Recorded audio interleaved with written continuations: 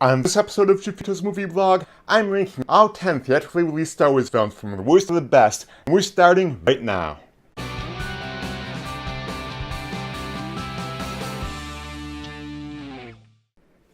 Welcome back to Jeffito's Movie Vlog. I'm Jeff Malicki, and on this channel I bring you movie news, movie reviews, trailer reaction videos, box office predictions, and so much more.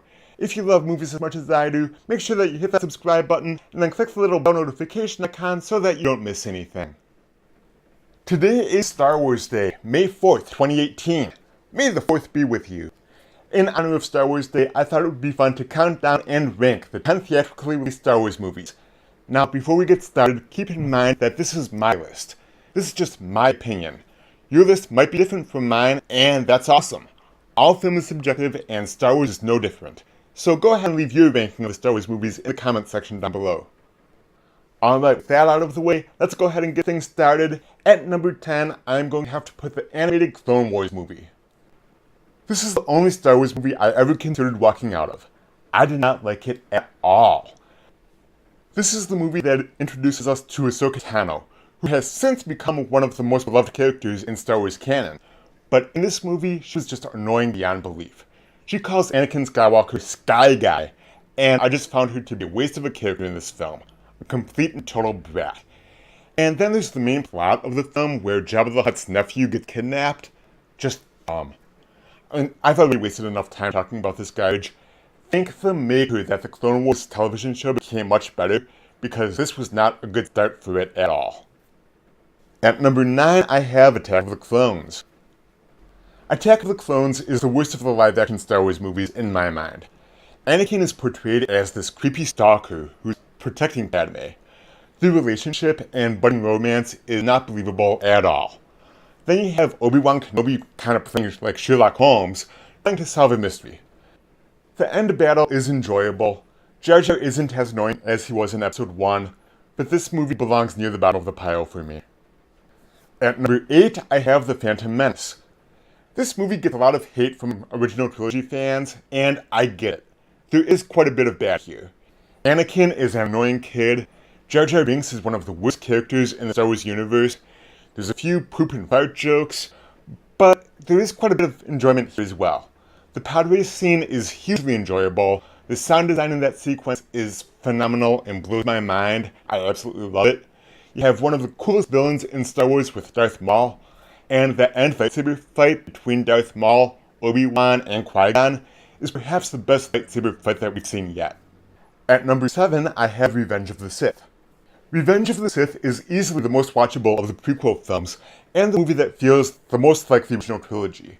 The biggest weakness of the movie is that it feels a little rushed, because they wasted so much time in the first two prequels. Anakin's turn to the dark side isn't all that believable, and is rather sudden. Padme losing the will to live because of a broken heart just doesn't seem to fit what we know of her character.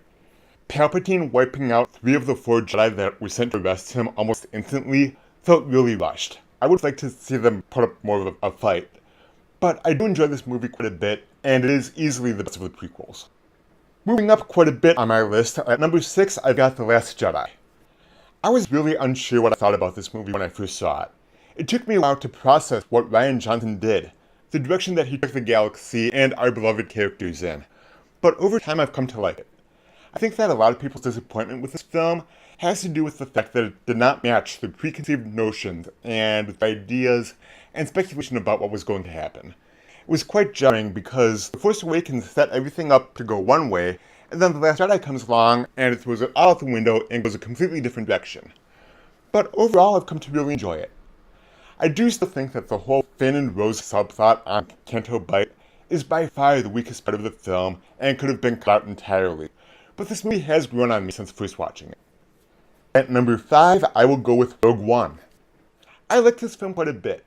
It really felt like a war movie. You felt the stakes of the rebels trying to get the plans to the Death Star, and they do a good job of introducing us to all these new characters, all of whom of course die by the end of the film, but it was enjoyable. And of course you cannot talk about Rogue One without talking about the Darth Vader scene at the end. To a lot of people, that is the best part of the movie, and it is awesome to see Vader be a complete and total badass, just slicing and dicing these fools as he tries to recover the plans. At number 4, I have The Force Awakens. Leading up to its release, this movie had a monumental task. It was the first Star Wars movie in 10 years. It was coming off the prequels, which a lot of people don't like at all. It was the first Star Wars movie in the new Disney era. It was the first Star Wars movie to introduce Star Wars to a whole new generation. And in my mind, it succeeds on all those levels in spades.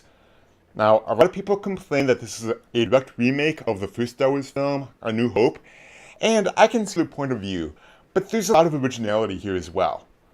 This movie actually felt like the Star Wars movies that I knew and loved, much more than prequels ever did. I truly enjoyed this movie. At number 3, I have Return of the Jedi. For many years when I was younger, growing up, this was my favorite Star Wars movie. I turned 7 years old back in 1983. I was the perfect age for this film. The hype and marketing surrounding the movie was incredible, and of course, I begged my parents to buy it all. Over time, I've come to see some of the weaknesses in the movie, and there are a few. But those of you who don't like the Ewoks, are you kidding me? The Ewoks are savages, dude. They will roast their enemies alive over a campfire, and then use their helmets as drums at a party afterwards. They are not cute and cuddly teddy bears. They are awesome, brutal savages, and I love them. At number 2, I have A New Hope. This is the movie that started it all. It introduced movie audiences to the galaxy far, far away, starting with that incredible opening shot of the Tantive 4 being chased by a Star Destroyer above Tatooine. It was unlike anything moviegoers had ever seen before. I honestly don't remember if I saw this film first or if I saw Empire first. Sadly, my parents did not take little 1-year-old Jeffito to see this movie in theaters in 1977. Damn it, Mom and Dad! But I have seen this movie countless times in the 41 years since its release, and it never grows old. It is perfect as a standalone film, but I'm also glad that they continued the story and continue to give us stories from the galaxy far, far away. And at number 1, of course, is The Empire Strikes Back. This is not just a perfect Star Wars film, it is nearly a perfect film, period. It's not just my favorite Star Wars film, it's perhaps my favorite film, period. I love everything about this movie. I do remember seeing this movie in theaters back in the day, although my biggest memory of it is the snow battle on Hoth with the giant AT-AT walkers. I loved that scene from the first time I saw it. This was also our first introduction to Yoda, who comes off at first as a bubbling, goofy, silly little creature who gets in Luke's way. But I love that portrayal of Yoda.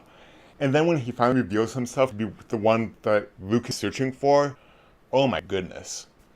And of course, the climactic battle between Luke and Vader, which revealed that Vader is Luke's father. Audiences in 1980 were stunned, and they had to wait 3 years to find out if Vader was telling the truth or if he was lying to Luke in order to get him to join him. Nowadays, we get upset when there's a whole year between Star Wars films, or if we have to wait 6 months between Marvel movies. Imagine having to go 3 whole years with that cliffhanger. So good. The Empire Strikes Back is definitely my favorite of the Star Wars movies. So there you have it. That is my ranking of all 10 theatrically released Star Wars movies on this Star Wars Day, May 4th, 2018. As I said up top, this is just my ranking. Your list is probably different from mine, so go ahead and jump into the comments, give me your ranking, and let's talk about one of my favorite things ever, Star Wars. I would love to hear your thoughts. May the Force be with you, always. Thanks for tuning in to this episode of Jeffito's Movie Vlog. You can watch more by clicking right over here. If you haven't subscribed to my channel yet, do so right now by clicking that round icon with my picture on it. If you like this video, hit the thumbs up button and then share it with other movie fans in your life. Thanks again for watching, and until next time, I will see you at the movies. Bye-bye.